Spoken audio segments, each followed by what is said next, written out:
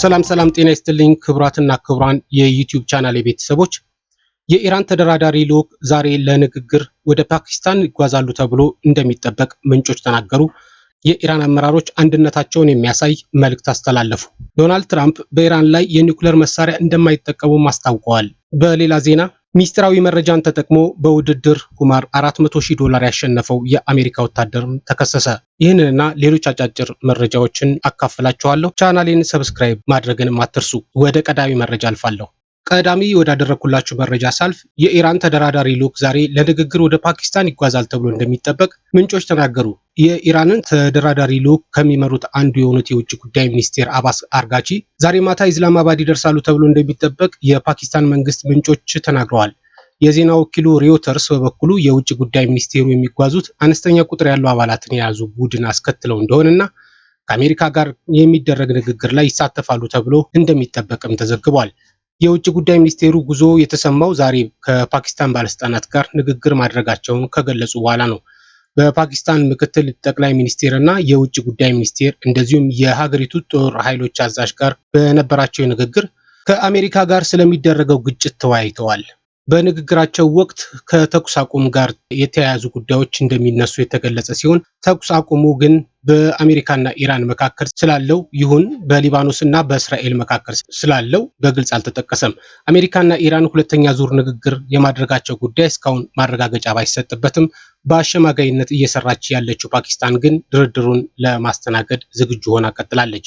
የኢራን የውጭ ጉዳይ ሚኒስቴር ወደ ፓኪስታን ያደርጉታል የተባለውን ጉዞ በተመለከተ ከኢራንም ሆነ ከአሜሪካ በኩል ይፋዊ ማረጋገጫ አልተሰጠም። ኢራንና ፓኪስታን ከተኩስ አቁም ጋር በተያያዘ ተወያዩ። የኢራን ውጭ ጉዳይ ሚኒስቴር ከፓኪስታን ከፍተኛ ባለስልጣናት ጋር በግጭቱ ዙሪያ መነጋገራቸው ተሰማ። አባስ አርጋቺ በቴሌግራም ላይ ባወጡት መግለጫ ከፓኪስታን ምክትል ጠቅላይ ሚኒስቴርና የውጭ ጉዳይ ሚኒስቴር ኢሻቅ ዳር እንዲሁም ከመከላከያ አዛዥ ፊልድ ማርሻል አሲም ሙኒር ጋር መወያየታቸውን ጠቅሰዋል። በንግግራቸው በቀጠናዊ ሁኔታዎችና በተኩስ አቁም ዙሪያ መነጋገራቸውን ገልጸዋል። አርጋቺ ከፓኪስታን ባለስልጣናት ጋር በነበራቸው ውይይት ያነሱት ከአሜሪካ ጋር ስላላቸው የተኩስ አቁም ይሁን ወይም እስራኤልና ሊባኖስ ስለደረሱት ስምምነት ያሉት ነገር የለም። የፓኪስታን ዋና ከተማ ኢስላማባድ በአሜሪካና ኢራን መካከል ሊደረግ ለሚችል ሁለተኛ ዙር የሰላም ውይይት ዝግጁ ሆና እየጠበቀች ቢሆንም መቼ እንደሚካሄድ እስካሁን ድረስ የታወቀ ነገር የለም። የኢራን አመራሮች አንድነታቸውን የሚያሳይ መልእክት አስተላለፉ። ፕሬዚዳንት ዶናልድ ትራምፕ የኢራንን አዳዲሶቹን መሪዎች በሁከትና በከባድ ሁኔታ የተከፋፈሉ ናቸው በማለት በማህበራዊ ሚዲያ ላይ ገልጸዋል። ቴሄራን ደግሞ እኩለ ሌሊት ካለፈ በኋላ ለሁሉም የኢራን የሞባይል ተጠቃሚዎች የጽሑፍ መልእክት አስተላልፋለች። ፕሬዚዳንት ዶናልድ ትራምፕ ልዩነትን ለመዝራት ላደረጉት ጥረት ምላሽ ለመስጠት ከፕሬዚዳንቱ፣ ከፓርላማ አፈ ጉባኤው፣ ከፍትህ ሚኒስቴሩና ከሌሎች ከፍተኛ ባለስልጣናት የተላከ የጋራ መልእክት ነው ተብሏል። ኢራን ውስጥ አከራካሪ ወይም ለዘብተኛ የሚባል ነገር የለም ይላል መልእክቱ። ሁላችንም ኢራናውያንና አብዮታዊ ነን፣ አንድ ሀገር፣ አንድ ሀሳብ ይላል። ባለፈው ሳምንት በኢራን ሚዲያዎች ላይ በአንዳንድ ጥቃቅን ስልታዊ ጉዳዮች ያለመግባባት ምልክቶች በእስላማዊ አብዮታዊ ጥበቃ ዘብ ጨምሮ ከተለያዩ ተቋማት ጋር በተገናኘ በሀገሪቱ መገናኛ ብዙሃን ላይ ታይቶ ነበር። መልእክቱ ከአሜሪካ ጋር በሚደረጉ ድርድሮች ውስጥ አስፈላጊ በሆኑ ዋና ዋና ውሳኔዎች ላይ መግባባት እንደሚሰፍን ለማሳየት የታሰበ ነው። ይህም የኢራን ጉዳይ በርቀት ለሚከታተሉ ለሳምንታት በጦርነትና በከፍተኛ የሃይማኖት መሪዎችና አዛዦች ግድያ ምክንያት ስለመጣው ስርዓት የሚጋሩት ሀሳብ ነው። አሁን ብዙ ውሳኔ ሰጪዎች አሉ። አንዳንዶቹ የበለጠ ተራማጅ ሲሆኑ፣ ሌሎቹ ደግሞ የበለጠ አከራካሪ እንደሆኑ ተደርገው ይታያሉ። ሆኖም ሁሉም ከኒውክለር ፕሮግራም ውስጥ ከሆርሙዝ ወሽመጥ ድረስ ባሉ ጉዳዮች ላይ ያላቸው ቀይ መስመር ግልጽ ነው ተብሏል። ዶናልድ ትራምፕ ኢራን ላይ የኒውክለር ጦር መሳሪያ እንደማይጠቀሙ ተናገሩ። አሜሪካ በመደበኛ ሁኔታ ወታደራዊ ኢላማዎችን አሳክታለች ያሉት ትራምፕ ኢራን ላይ የኒውክለር ጦር መሳሪያ እንደማይጠቀሙም ተናግረዋል። የአሜሪካው ፕሬዝዳንት የኒውክለር ጦር መሳሪያ ይጠቀሙ እንደሆነ ከጋዜጠኞች ለቀረበላቸው ጥያቄ ሲመልሱ ለምን ፈልገዋለሁ በማለት ጥያቄውን የማይረባ ብለውታል። አክለውም እኛ ያለ ኒውክለር ጦር መሳሪያ ሙሉ በሙሉ ካጠፋናቸው ለምን እጠቀማለሁ ሲሉ ጠይቀዋል። የኒውክለር ጦር መሳሪያ ማንም ሰው እንዲጠቀምበት ፈጽሞ መፈቀድ የለበትም ብለዋል ዶናልድ ትራምፕ። ሚስጥራዊ መረጃን ተጠቅሞ በውድድር ቁማር $400,000 ያሸነፈው የአሜሪካ ወታደር ተከሰሰ። የቀድሞ የቬንዙዌላ ፕሬዝዳንት በቁጥጥር ስር ለማዋል በተደረገ ዘመቻ ላይ የተሳተፈ የአሜሪካ ልዩ ኃይል አባል ሚስጥራዊ መረጃዎችን ተጠቅሞ በውድድር ቁማር ተሳትፏል በሚል ተወንጅሎ ታሰረ። የአሜሪካ ፍትህ ቢሮ ጋኖንኬ ቫን ዳይክ ላይ መጀመሪያ ክስ መስርቶ የነበረው በክሪፕቶ የሚታገዝ ፖሊማርኬት ላይ ሚስጥራዊ መረጃዎችን ተጠቅሞ ግብይት ፈጽሟል በሚል ነበር። የፍትህ ቢሮ ይህንን በግልጽ ሚስጥራዊ መረጃን ተጠቅሞ ገንዘብ ለማግኘት የተደረገ ሙከራ በመሆኑ በፌዴራል ሕግ መሰረት ሕገወጥ ነው ብሏል። ቫን ዳይክ በሰሜን ካሮላይና በሚገኝ ፎርት ብራግ ተመድቦ የሚሰራ የአሜሪካ ጦር አባል ሲሆን በቁማርም $409,000 አሸንፏል። የአሜሪካ ጦር የቀድሞው የቬንዙዌላ ፕሬዝዳንት ማዱሮን እና ባለቤታቸውን ሲሊያ ፍሎረንስን እንደ አውሮፓውያን አቆጣጠር ጥር 3 ቀን በሌሊት በፈጸመው ድንገተኛ ጥቃት ካራካስ ውስጥ ከሚገኝ መኖሪያ ቤታቸው በቁጥጥር ስር በማዋል ወደ ኒውዮርክ ወስዷቸዋል። ከዚያ በኋላ በኒውዮርክ ፍርድ ቤት በጦር መሳሪያና የአደንዛዥ እጽ ወንጀል ክስ እንዲመሰረትባቸው ቢደረግም ማዱሮ ግን ክደው ተከራክረዋል። ቫን ዳይክ ኦፕሬሽን አብሶሉት ሪቮልቭ በመባል የሚታወቀውን የዘመቻውን ጊዜና ውጤትን በተመለከተ ተወራርዷል በሚል ተጠርጥሯል።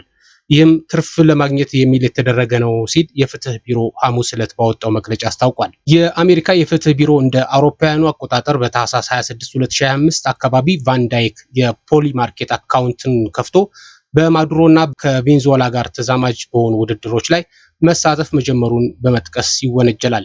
ስለ ዘመቻው አብሶሉት ሪቮልቭ የወጡ ይፋዊ ያልሆኑ መረጃዎችን እያወቀ ከ$33,000 በላይ ውድድሮችን አድርጓል በሚል ተከሷል። ሐሙስ ዕለት በማህበራዊ ሚዲያ ላይ በተለጠፈ መግለጫ ፖሊ ማርኬት በመንግስት ሚስጥራዊ መረጃ ላይ ተመስርቶ የሚቆመር ተጠቃሚ ስናገኝ ጉዳዩ ወደ ፍትህ ቢሮ መራ ነውና ለሚደረጉት ምርመራ ትብብር አድርገናልን ብሏል።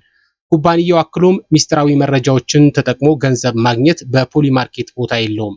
ዛሬ በቁጥጥር ስር የዋለው ግለሰብ ስርዓቱ እየሰራ መሆኑን የሚያሳይ ማስረጃ ነው ብሏል። ቫን ዳይክ ሐሙስ ዕለት ሚስጥራዊ የመንግስት መረጃዎችን ለግል ጥቅሙ በህገወጥ መንገድ በመጠቀም ይፋ ያልሆኑ መረጃዎችን በመስረቅ ሸቀጦችን በማጭበርበርና ኢንተርኔትን ተጠቅሞ በማጭበርበር እና ህገወጥ የገንዘብ ዝውውርን በመፈጸም ክስ ተመስርቶበታል። የአሜሪካ ጠቅላይ አቃቢ ህግ ቶድ ፕላንቼ ወታደሮችን ተልዕኳቸውን በተቻለ መጠን ደህንነቱን በጠበቀና ውጤታማ በሆነ መንገድ ለማሳካት ለሚስጥራዊ መረጃ የታመኑ ናቸው። እናም ይህንን በጣም ሚስጥራዊ መረጃ ለግል የገንዘብ ጥቅም እንዳይጠቀሙበት ክልከላ ተደርጎባቸዋል ሲሉ ተናግረዋል። የትንበያና የውድድር ቁማሮችን በስፋት መጠቀም በአንጻራዊነት አዲስ ክስተት ነው። ነገር ግን የብሔራዊ ደህንነት መረጃ የሚከላከሉ የፌዴራል ህጎች ሙሉ በሙሉ ተፈጻሚ ይሆናሉ። በኒውዮርክ ዳኛ የሆኑት ጄ ክላይንተን የግመታ ቁማሮች ለግል ጥቅም ሲባል አላግባብ የተወሰዱ ሚስጥራዊ ወይም ይፋ ያልሆኑ መረጃዎችን ለመጠቀም መሸሸጊያ አይደሉም ሲሉም አክለዋል።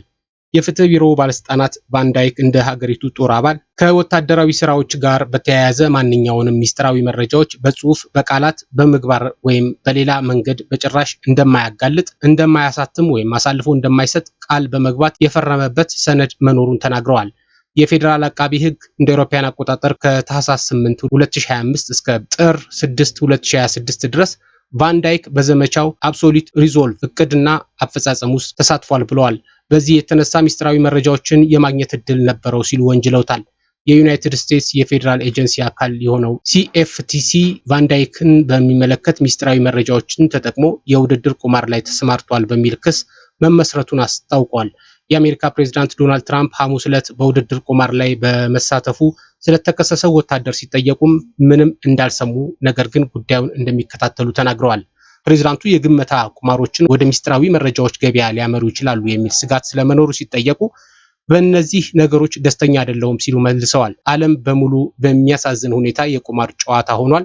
እናም በዓለም ዙሪያ የአውሮፓና በሁሉም ቦታ ምን እየተከናወነ እንዳለ ስትመለከቱ እነዚህን የውድድር ቁማሮች እያከናወኑ ነው። እኔ ግን ብዙም አልደግፈውም ብለዋል ዶናልድ ትራምፕ።